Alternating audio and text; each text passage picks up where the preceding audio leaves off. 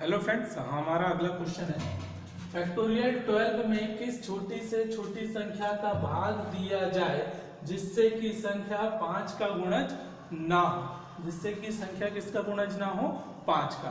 तो सबसे पहले हम फैक्टोरियल 12 में कितनी अभाज्य संख्याओं से मिला है, मिलकर बना, ये देख लेते हैं। तो 2, 3, 5, 7 और 11। इसमें 11 की कितनी पावर आएगी 1, 7 की कितनी पावर आएगी 1, 5 की कितनी आ जाएगी 2, 3 की पावर कितनी आ जाएगी, जैसे मैं निकाल लेते हैं 2 की पावर n के लिए निकाल लेते हैं पहले। तो 12 डिवाइड बाय 2 तो 6 हो गया, फिर 3 आ जाएगा, फिर 3 डिवाइड बाय 2 तो 1। तो 2 की कितनी पावर हो गई इसमें 10।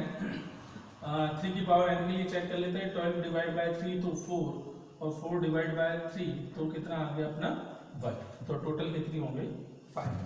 टोटल कितनी हो गई हमारे पास 5। तब हमसे बोला है क्वेश्चन है कि किस छोटी से छोटी संख्या का भाग दिया जाए जिससे कि संख्या 5 का गुणज ना हो। 5 का गुणज नहीं होना चाहिए। अभी इसमें 5 है, इसका मतलब यह 5 का गुणज है।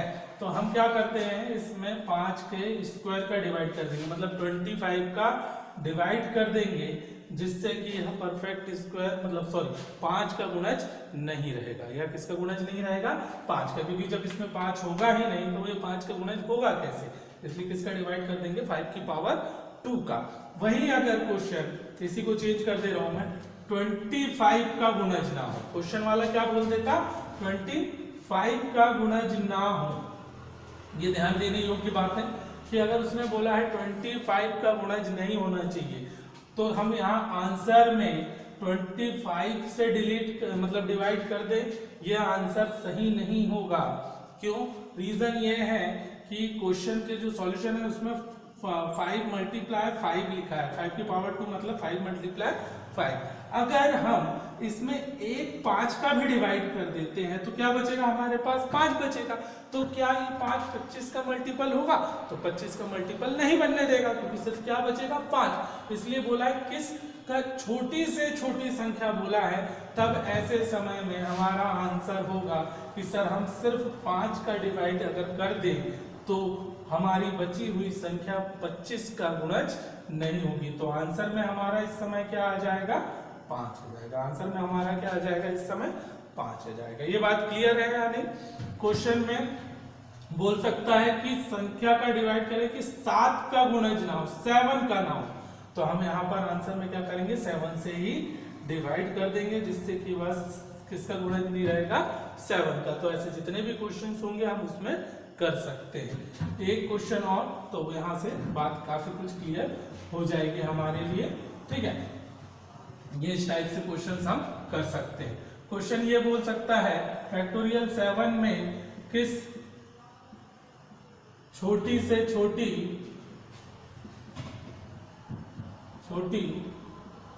संख्या का भाग दे कि वह संख्या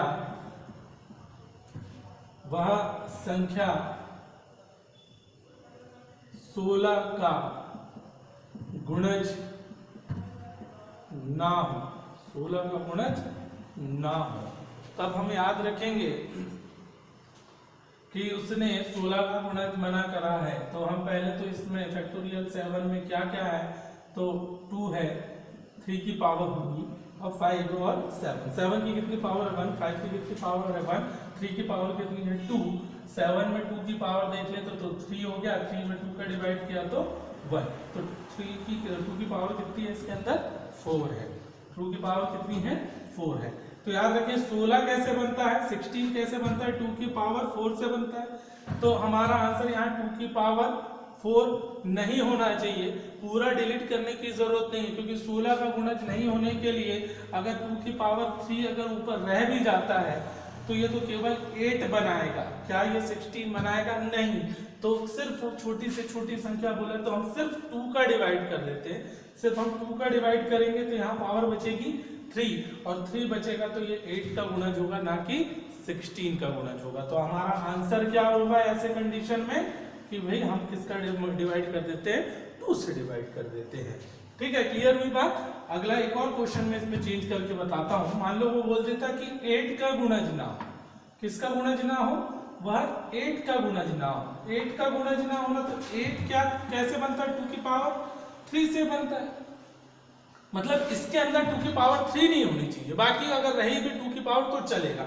तो देखिए 2 की पावर 1 से डिवाइड करेंगे तो 2 की पावर 3 बच जाएगा, इसलिए यहाँ डिवाइड कर देते हैं 2 की पावर 2 से।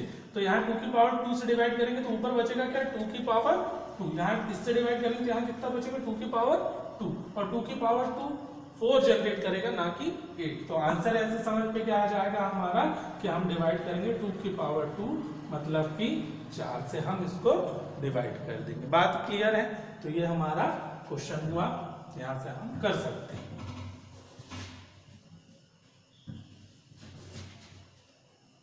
क्वेश्चन ये भी बोल सकता है, फैक्टोरियल 8 में किस छोटी से छोटी संख्या का भाग देवे कि वह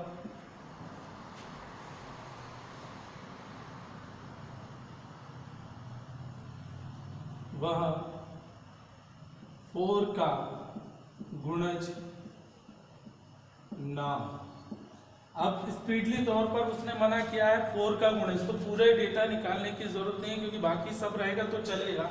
4 नहीं होना चाहिए, मतलब 4 का गुणज नहीं होना चाहिए, मतलब क्वेश्चन में 2 की पावर 2 नहीं रहना देना है। तो सीधा सिंपल सा बस आंसर इतना निकालना है कि इसमें पावर कितनी है, 2 की है, पावर कितनी है, तो 8 डिवाइड बाई 2 किया तो 4 आ गया, 4 डिवाइड बाई 2 किया तो 2 आ गया, और 2 डिवाइड बाई 2 किया 1 आ गया। तो क्वेश्चन में 2 के पावर कितनी हो गई हमारी 7, 3 की कुछ समथिंग पावर निकलेगी, 5 की पावर निकलेगी और 7 की पावर निकलेगी। तो इससे कोई मतलब नहीं है, हमें तो सिर्फ क्या चेक करना है कि वह 4 का गुणज नहीं होना चाहिए, मतलब उसके अंदर 2 की पावर 2 नहीं होनी चाहिए। तो मिनिमम छोटी संख्या मतलब 2 की पावर 7 से डिवाइड ना करके किसका करेंगे, 2 की पावर 6 से करेंगे। तो एक 2 छूट भी गया तो वो 4 का गुणज नहीं होगा। इस पैटर्न को आप लोग फॉलो करें। क्यों, क्योंकि रीजन ये है जिसका बोला गया है सिर्फ हम उसी पर फोकस करें, बाकी और कुछ करने की जरूरत नहीं है। ये 3, 5, 7 के घाते निकालने की कोई जरूरत नहीं है आपको।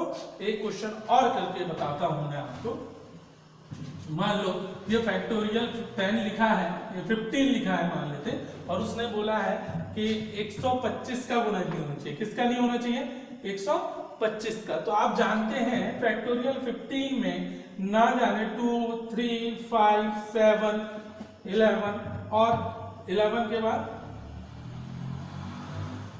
11 ये सब आ रही है, घाते आ रही है, 13 आ रही है। आप जानते हैं इतनी आभास संख्या आ रही है, फिर 2 की भी समथिंग पावर निकलेगी, 3 की भी निकलेगी, 5 की निकलेगी, 7, 11, 13, पर हमें 125 का गुणज नहीं होना चाहिए। मतलब हमें सिर्फ 5 पर फोकस करना है। किस पर फोकस करना है, 5 पर। तो 15 में 5 की कितनी पावर है, 3, कितनी पावर निकल गई हमारी, 3। तो चूंकि उसने बोला है 125, मतलब उसमें क्वेश्चन में 5 की पावर 3 नहीं होना चाहिए, और किस छोटी से छोटी संख्या से भाग देने को बोला, तो हम ऐसा करते हैं सिर्फ 5 से डिवाइड कर देते हैं। जैसे ही हम 5 से डिवाइड करेंगे तो 5 की पावर 2 बचेगा, तो वह 125 का मल्टीपल नहीं होगा। इसलिए हमारे आंसर में क्या होगा जी, कि हम आंसर में 5 से डिवाइड